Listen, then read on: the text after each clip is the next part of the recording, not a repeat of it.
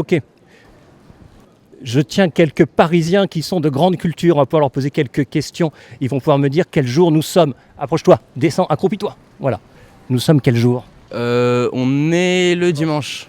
Le dimanche. Bravo. Précisez la date. Dimanche 19. Non. 21. Qu'est-ce qu'on commémore le dimanche 21 janvier, puisque nous sommes au mois de janvier? La flemme. Je sais pas. La flemme. Là, c'est tout le monde dort. On est le 25, non, je crois? On est le 21 janvier. Ah bah, je suis désolé, 21 janvier. Qu'est-ce qu'on commémore, enfin certains dans le monde, le 21 janvier? Aucune idée. Vous m'avez dit, pardon? Il y a des gens qui commémorent la mort de Louis XVI, vous voyez qui c'est Louis XVI, et d'autres qui commémorent la mort de Lénine. D'accord. Vous sentez proche duquel? Ni l'un ni l'autre. Pourquoi? Ils sont très différents, donc forcément vous allez trouver votre bonheur. Ils sont différents au point que je me sens très différent de l'un et de l'autre. Concrètement, vous auriez aimé vivre sous l'Union soviétique de Lénine ou dans le Royaume de France de Louis XVI? Royaume de France de Louis XVI. Qu'est-ce qu'il y a de mieux là-bas?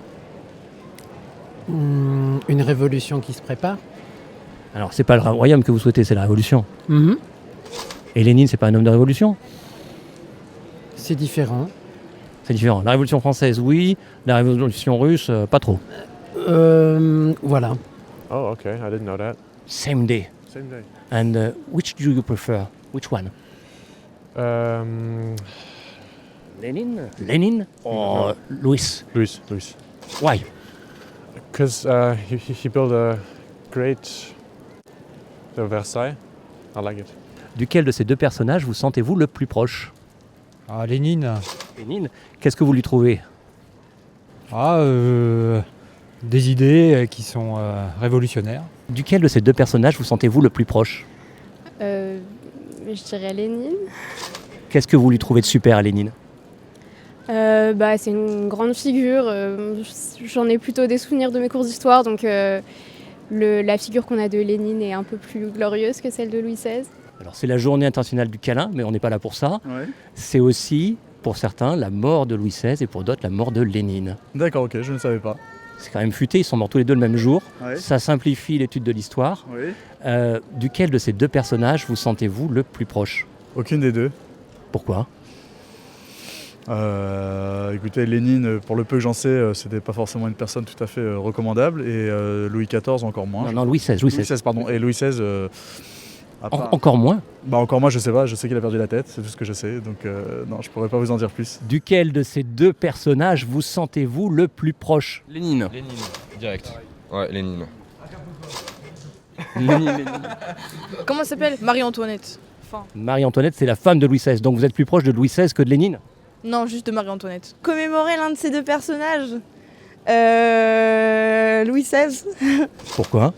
parce qu'il s'est fait, je sais pas, j'en sais rien. Non, c'est peut-être Lénine parce qu'il a fait la Révolution. Et vous vous sentez plus proche duquel de ces deux personnages? Je sais pas, Louis XVI parce qu'il est français, quoi. Enfin... Louis XVI et Lénine. Oui, je suis pas russe, donc ça aide pas. Louis XVI, c'était un roi, c'est celui qui était marié à Marie-Antoinette et qui a subi la Révolution, qu'on a guillotiné sous la Révolution. D'accord, mais je comprends et je lis sur...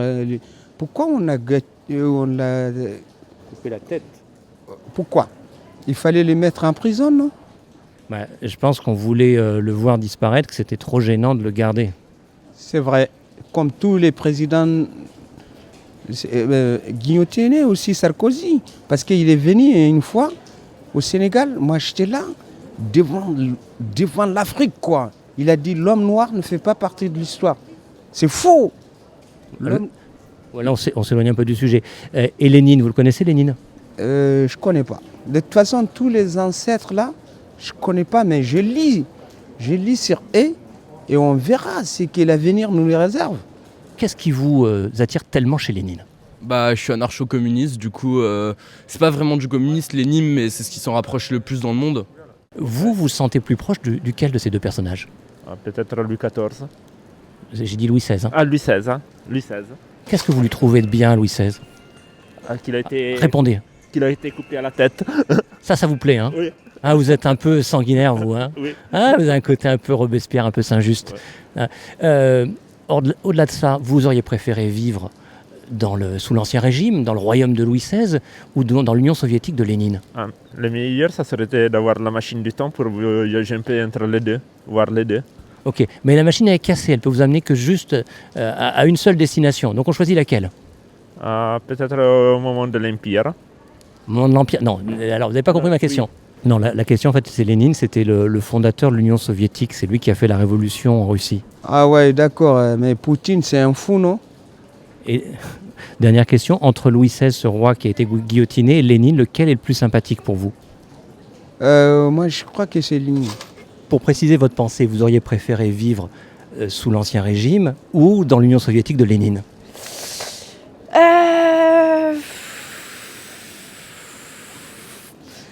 L'Union soviétique, je pense. L'Union soviétique. Qu'est-ce qui se passait de bien là-bas? Bonne ambiance. Qu'est-ce qui se passait de bien? Mais vous êtes communiste en fait. Sur un plan esthétique, vous préférez les hommes bien bâtis, 1m90 ou plutôt 1m65? Je dirais dans ces cas-là, ça serait plutôt Lénine. D'après ce que je peux savoir aussi, c'est que Lénine devait être sûrement peut-être un peu plus imposant physiquement que Louis XVI, mais non, j'en sais pas plus là aussi. Alors Lénine mesurait 1m65 et Louis XVI 1m90. Non. J'étais pensé que c'était l'inverse. Je ne les ai pas mesurés moi-même, mais je vous le dis, c'est marqué sur leur fiche Wikipédia. Entre 1m90 et 1m65, qu'est-ce que vous préférez? 1m65. Il y en a un qui mesure 1m65 et l'autre 1m90. 1m90. Demain, vous allez à la fac, on vous oblige à porter un sweatshirt orné de la tête de l'un de ces éminents personnages. Qu'est-ce qui sera le plus facile à justifier? Parce qu'on va vous poser des questions. La tête de Lénine sur la poitrine ou la tête de Louis XVI? Louis XVI a été décapité, donc ça pourrait être plus drôle. La tête du brave Louis XVI, la tête de Lénine sur la poitrine? Je pense que Lénine, ça peut être drôle. Si demain vous devez aller au boulot avec un magnifique sweatshirt, avec, disons, soit la tête de Lénine sur ce sweatshirt, ou soit la tête de Louis XVI, qu'est-ce qui va être le plus facile à justifier auprès de vos collègues? Alors, ouh là là, c'est une représentation un peu difficile ce que vous me proposez, mais peut-être la tête d'un des révolutionnaires, des premiers révolutionnaires de la Révolution française, mais je ne les connais pas tous malheureusement. La tête de Saint-Just, il était très beau Saint-Just. Alors pourquoi pas, s'il était très beau. Waouh, vous êtes vachement érudit. Je vais vous lire quelques citations et vous allez les attribuer à la bonne personne. Alors, il n'y a pas de piège, c'est que du Lénine et du Louis XVI. Première citation, le peuple n'a pas besoin de liberté, car la liberté est une des formes de la dictature bourgeoise. Le peuple n'a pas besoin de liberté. Je dirais Louis XVI. Le peuple n'a pas besoin de liberté, car la liberté est une des formes de la dictature bourgeoise. Louis XVI. Louis XVI. Je sais pas. Louis XVI. Je la redis, le peuple n'a pas besoin de liberté, car la liberté est une des formes de la dictature bourgeoise.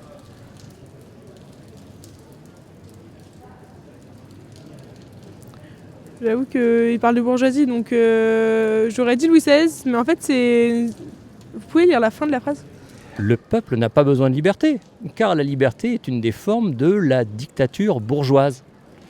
Louis XVI. C'est du Lénine. Manque de bol. Un souverain ne saurait rien faire de plus utile que d'inspirer à sa nation une grande idée d'elle-même. Elle est obscure celle-là. Je dirais Lénine aussi. Alors, première citation, vous êtes anarcho-communiste, ami de la liberté, je suppose. Donc la première citation, le peuple n'a pas besoin de liberté, car la liberté est une des formes de la dictature bourgeoise. C'est Lénine directement. Bravo, sacré Lénine. On ne gouverne jamais une nation contre ses habitudes. Je dirais que c'est Lénine aussi. Et non, c'est du Louis XVI, c'est la honte, tu tapes la honte. La procédure est sœur jumelle de la liberté. Louis XVI. La procédure est sœur jumelle de la liberté. Louis XVI. La procédure est sœur jumelle de la liberté. Lénine. Bravo. Ça y est, vous avez capté le concept. Les excès dans la vie sexuelle, je ne sais pas si vous commettez des excès dans la vie sexuelle, car sachez que ce sont des signes de la dégénérescence bourgeoise. Louis XVI. Lénine. Les excès dans la... Alors ça vous concerne pas du tout. Les excès dans la vie sexuelle sont un signe de dégénérescence bourgeoise.